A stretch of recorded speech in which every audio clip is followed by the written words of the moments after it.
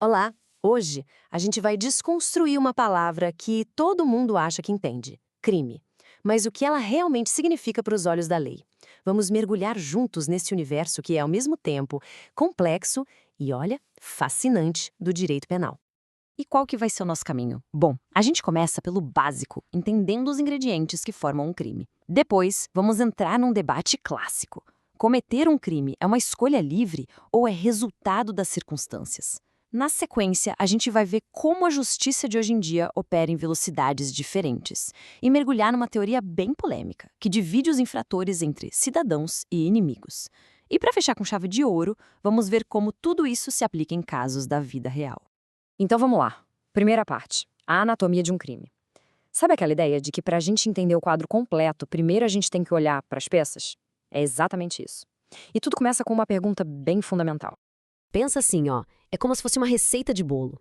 Não adianta só ter os ingredientes, eles precisam ser combinados de um jeito muito específico para que no final a lei olhe e diga, ok, isso aqui, isso é um crime. Essa receita tem um nome técnico, fato típico. E para ele existir, precisa de 4 elementos obrigatórios. Primeiro, uma conduta, ou seja, fazer alguma coisa ou até mesmo deixar de fazer. Segundo, tem que ter um resultado, uma consequência. Terceiro, o nexo causal, que é basicamente a prova de que foi a conduta que causou aquele resultado. E por último, a tipicidade, que é o encaixe perfeito daquele ato com a descrição de crime que está lá na lei.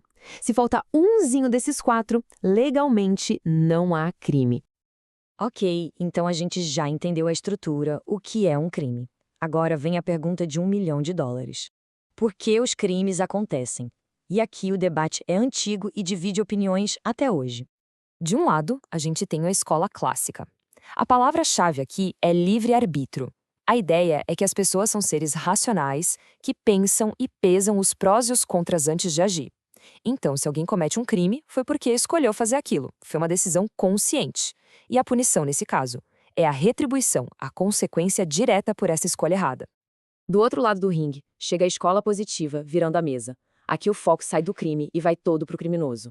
A pergunta muda. Não é mais que escolha ele fez, e sim, que fatores levaram essa pessoa a isso. Fatores sociais, biológicos. A punição, então, não é vista como vingança, mas como uma medida de defesa da sociedade, baseada na periculosidade que aquela pessoa representa. E aqui a gente vê o resumo perfeito do conflito. A escola clássica se concentra no crime, usa uma lógica dedutiva e tem como base o livre-arbítrio. A punição é retribuição. Já a escola positiva foca no criminoso, usa um método mais experimental e se baseia no determinismo. A pena aqui vira defesa social. Essa tensão, sabe, entre punir o ato ou olhar para o autor, é o motor de quase todo o debate no direito penal.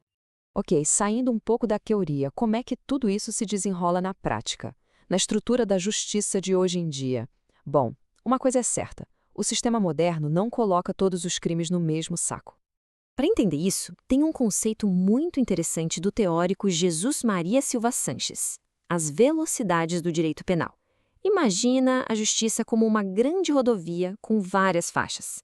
Nem todo mundo precisa andar na mesma velocidade, certo? A lei funciona mais ou menos assim, criando pistas diferentes para cada tipo de crime, tentando equilibrar direitos e eficiência. E a lógica aqui é bem clara. Na primeira velocidade, a gente tem os crimes graves com pena de prisão. É a faixa lenta da rodovia, porque o processo é super cuidadoso e todas as garantias são respeitadas ao máximo. Na segunda velocidade, estão os delitos mais leves com multas ou penas alternativas. Aqui o processo é mais ágil, mais flexível.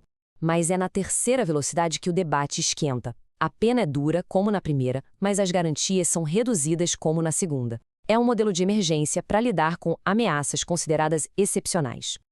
E a teoria não para de evoluir, viu? Já tem gente discutindo uma quarta velocidade. Para quê? Para lidar com crimes internacionais, por exemplo, aqueles cometidos por ex-chefes de Estado. Isso mostra como esse conceito de velocidades é uma ferramenta viva, que vai se adaptando aos novos desafios do nosso tempo. E essa terceira velocidade nos leva direto para um dos conceitos mais provocadores e também mais controversos do direito penal moderno. A teoria é polêmica porque ela basicamente diz que o Estado tem duas caras. Na hora de punir, ele não trata todo mundo da mesma maneira. De um lado, existe o que chamamos de direito penal do cidadão. Essa é a regra geral. É a lei para um de nós, alguém que cometeu um erro, sim, mas que ainda é visto como parte da sociedade e por isso tem todos os seus direitos e garantias preservados.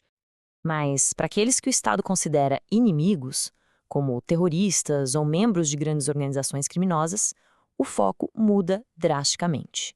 O objetivo não é mais punir pelo que foi feito, mas sim neutralizar o perigo que eles representam para o futuro. Este quadro deixa a diferença gritante. O direito do cidadão tem como alvo o delinquente cidadão, e suas garantias são respeitadas. Já o direito do inimigo mira no delinquente inimigo, e suas garantias são flexibilizadas, às vezes até suprimidas. A legislação para o cidadão é a padrão. Para o inimigo, é uma legislação especial, quase de guerra. A lógica muda de punir o que foi feito para impedir o que pode ser feito. Ok, tudo isso parece muito teórico, né? Mas como é que essas ideias abstratas se aplicam nos crimes do dia a dia?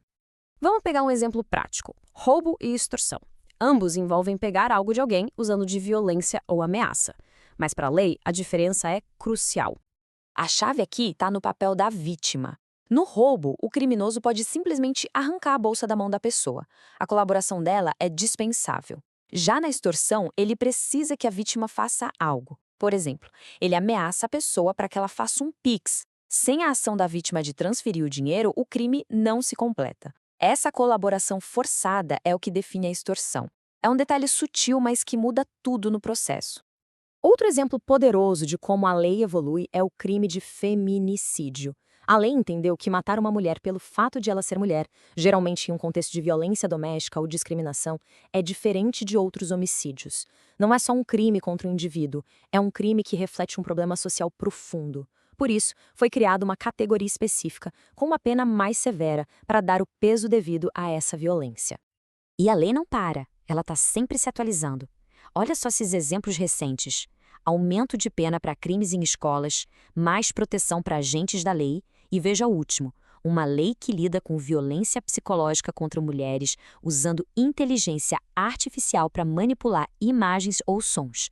Isso é a prova viva de que o direito penal está numa corrida constante para acompanhar as mudanças da sociedade e da tecnologia.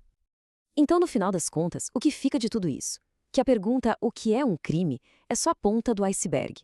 Por baixo dela, existe um oceano de teorias, debates e adaptações. O direito penal não é uma pedra parada no tempo. É mais como um rio que está sempre em movimento, sempre buscando o equilíbrio entre a proteção do indivíduo e a segurança de todos.